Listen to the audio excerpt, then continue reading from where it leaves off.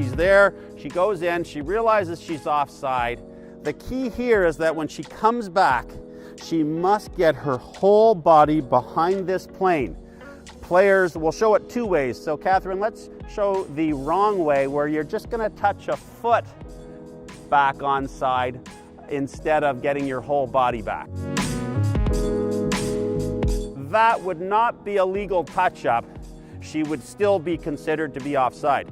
The other part about this is that if Catherine crosses the line of scrimmage, it doesn't matter if she gets back, she will be offside. The important part about that is that you might as well go try and tag the quarterback and not let the offense have a free play where they can just run around wherever they want and try and get somebody open for a long bomb. So this time, Catherine, let's show the good technique of you've gone offside and you get back properly.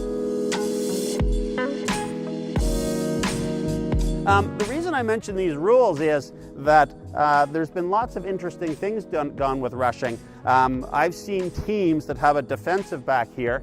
Catherine goes offside, but then this person who's legal realizes she's offside and says, I'm going to rush, and Catherine stays back and is a defender. All right? I've seen teams have a running quarterback and two rushers set up, and whichever way she goes, this person might rush if the quarterback runs this way, or that person may rush. So these ideas about who can cross actually are something that can be a little bit important. Now, the next thing is the rusher-center interaction. Because when Catherine legally and properly lines up, the rusher, the center, cannot get in the way of the rusher.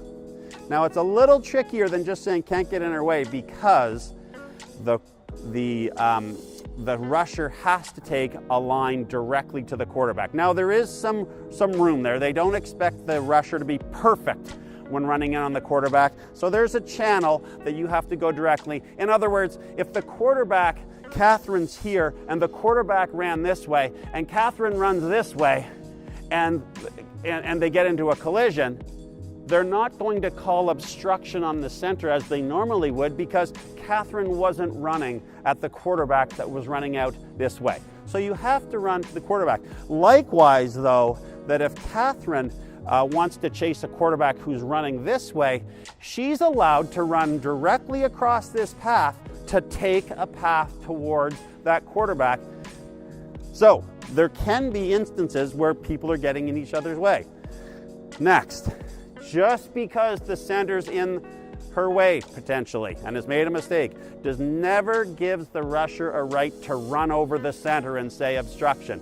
It is entirely possible for a center to get called for obstruction and a rusher to be called for roughing. You must all simply show that you're having to change your direction, and you will get most often the obstruction call on the center. All right, we want to avoid collisions. You cannot run over just because she's obstructing you. Doesn't mean you get to run over the center, flash elbows at each other in any way.